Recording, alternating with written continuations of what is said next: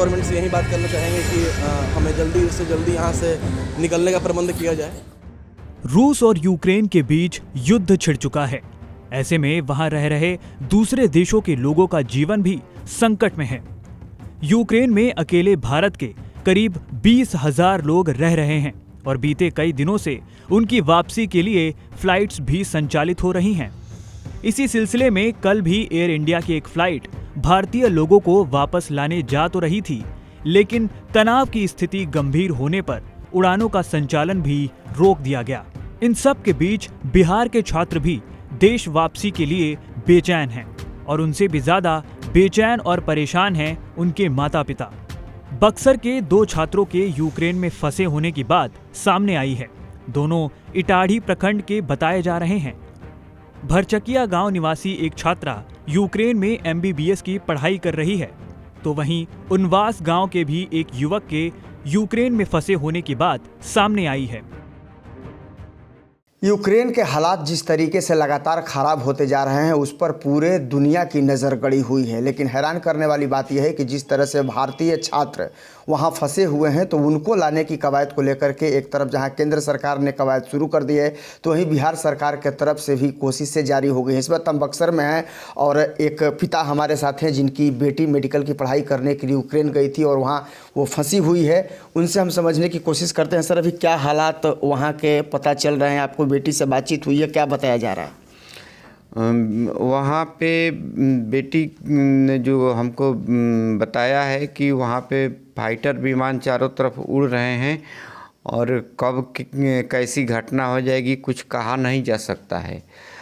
और वैसे तो बेटी बोली है कि हम लोग सुरक्षित हैं, हॉस्टल में हैं, अपना सभी जितनी भी हमारे देश की बेटियां हैं वहाँ पे उस हॉस्टल में सभी सुरक्षित हैं। अन्य देशों की भी हैं बच्चियां वहाँ पे, तो लेकिन डर लगा हुआ है वहाँ। लेकिन डर बना हुआ है, सहमी हुई है सब। और जैसा कि नेट के द्वारा हमसे बात हो रही है तो उसमें बेटी बोल रही है कि पापा हम लोग तो अभी सुरक्षित हैं, यहाँ कोई दिक्कत नहीं है। एक और लड़के की फंसे होने की बात बताई जा रही है, वो भी पढ़ने गए थे वहाँ। हाँ, एक हमारे बगल के उनवास के एक लड़का है, वो भी लबीब में है, तो वहाँ पे भी पूरे यूक्रेन में हालात ख़राब हैं तो वहाँ पे भी होना ही लाजमी है।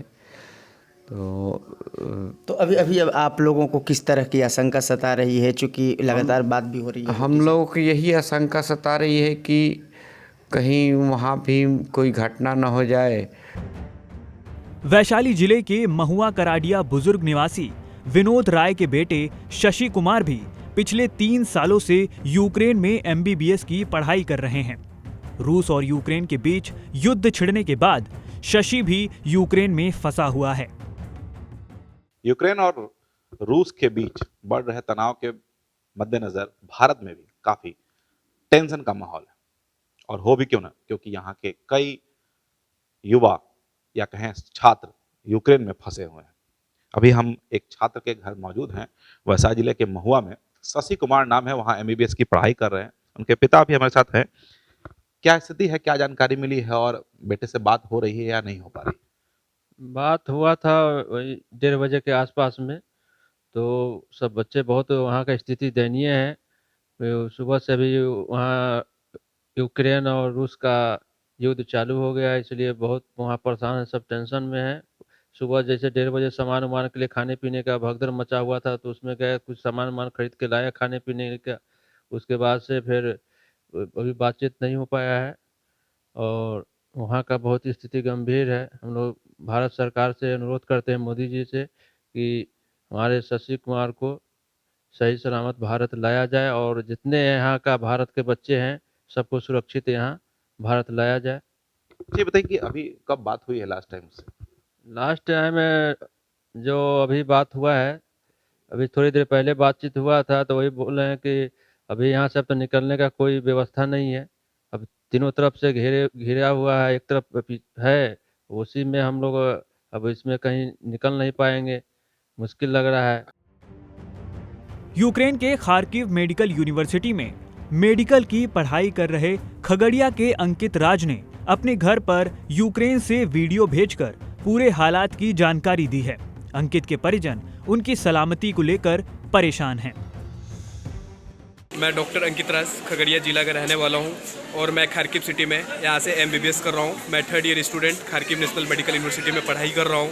आप लोग को तो यूक्रेन के बारे में पता ही है, यहाँ पे क्या अफरा तफरी वार की वजह से मची हुई है और सुबह से आम पब्लिक के बीच भी बहुत ही अफरा तफरी मच गई है और हम लोग मेट्रो के अंदर अभी फंसे हुए हैं और हम सब इंडियन स्टूडेंट का यही रिक्वेस्ट है कि हम लोग को यहाँ से जल्दी से जल्दी फ़्लाइट अरेंज करवा के इंडिया वापस लाया जाए। और ये हमारे दोस्त हैं जो MBBS कर रहे हैं खारकिव नेशनल मेडिकल यूनिवर्सिटी से ही।